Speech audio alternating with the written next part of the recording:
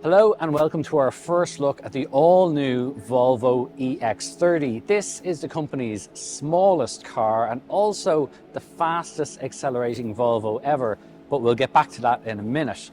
First of all, what is the EX30? Well, this is a new compact premium crossover. It's going to sit below the C40 and XC40 in the range, and it ushers in a whole new design language for the company. You'll see this when you come in the front. This being purpose-built as a fully electric car.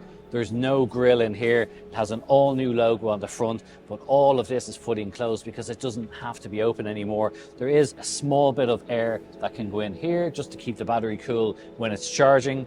But the big thing is the whole new face of this car. You still have the iconic Thor's hammer design, which is really a signature of Volvo faces, and that continues here, kind of mimicking what we've already seen with a much larger EX90.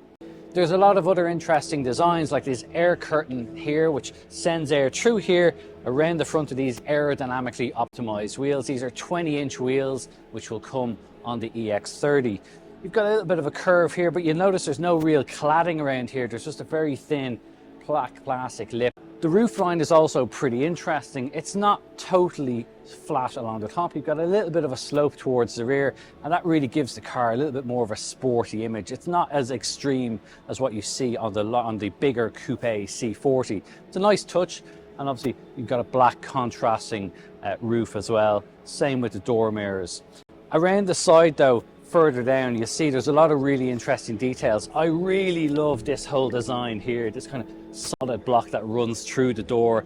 And you'll also notice when you're looking closer, all this black plastic, which is made from recycled material, has this kind of ribbed design on it. You've also got other things like a 360-degree camera system, and on top spec versions that will give you a full 360-degree view of what's around you when you're parking. Speaking of which, this also has the latest park assist function as well, so this will help you park the car much easier, all at the touch of a button. It will handle the braking, the steering and the acceleration. Pretty neat. It's every bit as distinctive a design around the back as well. These LED taillights really do make this car stand out, yet it still has a lot of that typical Volvo signature design that we're used to seeing on some of the other models, except it's now bisected by this body panel that runs all the way through, and that continues with this section here that carries the Volvo word mark on it. The back also has a pretty decent large rear window, and you get a wiper, which you don't always get on a lot of new electric cars, so we're very glad that it has that. But again, this is a Volvo, so we kind of expect it. This black band also very neatly contains the button for opening the boot, and once you do that, it automatically pops up. It's electrically operated, and inside it's a pretty decent amount of boot space in there for this category of car as well. You can also fold down the rear seats. They have a 60-40 split, so if you do need to get any bulkier or larger items in, it's very easy to just pop those down and slide it in. There's going to be 3 different versions available. It's going to start with a 51 kilowatt-hour LFP chemistry battery that will have a driving range of 344 kilometers using a single rear drive electric motor with 272 horsepower and 343 newton meters. That same electric motor will also be available with a longer range 69 kilowatt-hour NMC chemistry battery that will have a driving range of 479 kilometers. But Volvo will top the range with a dual motor version using that same 69 kilowatt-hour battery with 428 horsepower and 543 newton meters of torque, and that will be the quickest accelerating version, with 0 to 100 taking just 3.6 seconds and a top speed of 180 kilometers an hour. In the back, there's a pretty reasonable amount of space in here, certainly for 2 adults. It's a big help, the fact that this is a fully electric car from the ground up, meaning there's no center transmission tunnel that's eating into legroom or footroom. So that's pretty good, even if you are sitting in the middle seat. Yes, the middle seat is a little bit smaller, but that's pretty normal for this category of car. The upside is I'm a fairly average height, and I have a really good amount of headroom still in here, thanks in part to the fact that this has a full panoramic glass roof inside here. The fact that there's no blind or sunroof opening mechanism means that it has a little bit of extra room, and that's good news for anybody that's sitting in the back. And also the way that roof line is designed means it's not sloping down too much eating into precious amounts of headroom. I've got a pretty decent amount of legroom here as well. I'm not going to complain about it. You can also slightly raise up the seats, and when they're a little bit higher up, you can actually get your feet in much easier underneath the seat in front. But overall, it's a pretty good amount of space here. You've got pockets in the backs of the seats, including a special mobile phone pouch, and there's a good amount of storage in here, even right in the back, thanks to this novel center console design. You can put odds and ends in there. There's also buttons here on the center console for dropping down the rear windows, and there's 2 USB-C ports in here, so 2 people can sit in here and charge their devices.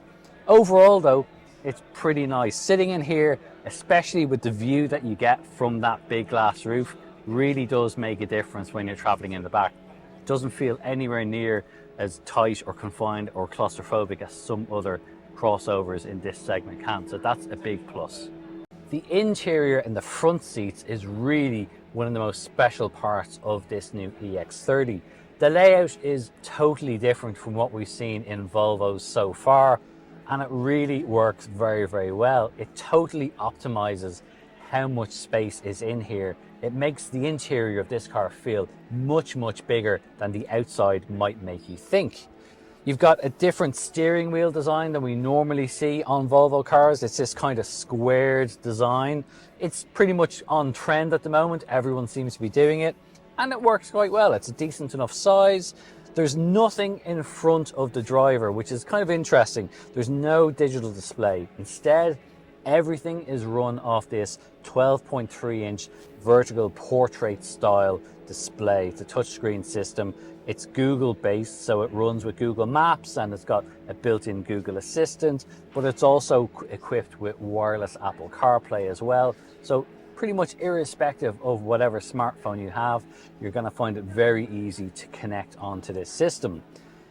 Interestingly, there's almost no buttons inside this car, no physical buttons at least.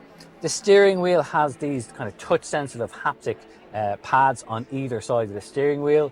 Yes, we've had other car makers do this before, but these seem a lot more intuitive and a lot more simply laid out than what we've seen in some other rival cars.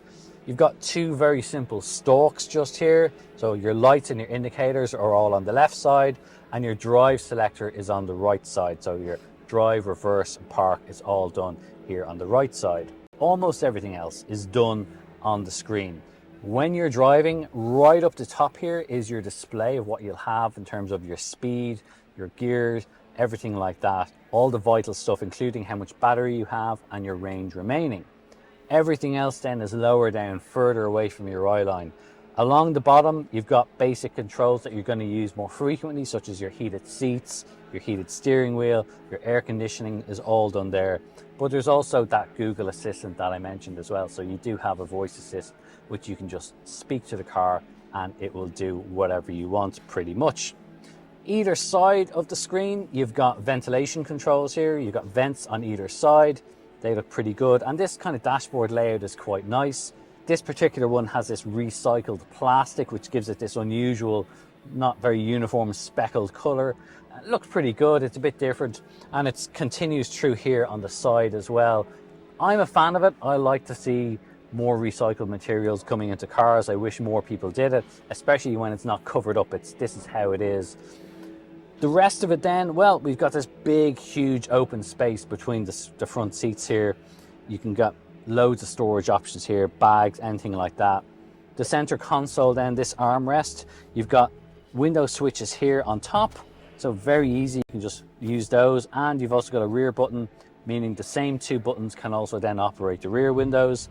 And you've got a pop-out cup holder, so you just press that, this pops out. You've got 2 cup holders here, or alternatively you can just pop it back in, it clicks in place, and then you've got 1 cup holder. You don't need it, you're finished with it, just put it out of the way. It means you don't have all this empty space not being used. There's also a very clever thing Volvo have done. Normally the glove box is always on that side. Almost every car has it, but that can be a bit of a pain when you're a driver. So instead what they've done is to free up more space here, they've made the glove box a central position, and when you press that, it just pops open like that. Makes it much easier to have more storage space, so you can put whatever you want in there. and it's going to be a lot easier to get when you need to. Maybe it's a parking ticket or documents or anything like that. So that's pretty good. There are a couple of other features that are worth talking about. The A-pillar design is kind of laid back, but it means you've got really good levels of visibility, and you can see the bottom of the bonnet here as well from your driving position. So you've got a very good outward visibility. There is a full 360-degree camera display system as well on top spec models if you want it. And there's a whole host of the usual systems in terms of safety that we normally see from Volvo, including the latest version of Pilot Assist. There's a couple of other useful features, including an automated system that can detect if you go and open the door with this very lovely door handle. If it picks up a cyclist or pedestrian coming from behind, it will give you an audio and a visual warning not to open the door. So it's a great little safety feature there that's been built into this Volvo as well. So that's our first look at the all-new Volvo EX30. We'll be driving it later on in the year, but we hope you've enjoyed this little preview at the world premiere. If you want to know more about this car, head over to our website. It's CompleteCar.ie. You'll find it linked in the description below. It's a great resource for finding your next new car. In the meantime, if you've enjoyed this video, do give it a thumbs up, but more importantly, tell us what you think about it in the comments below. And don't forget to subscribe to the channel. Thanks for watching.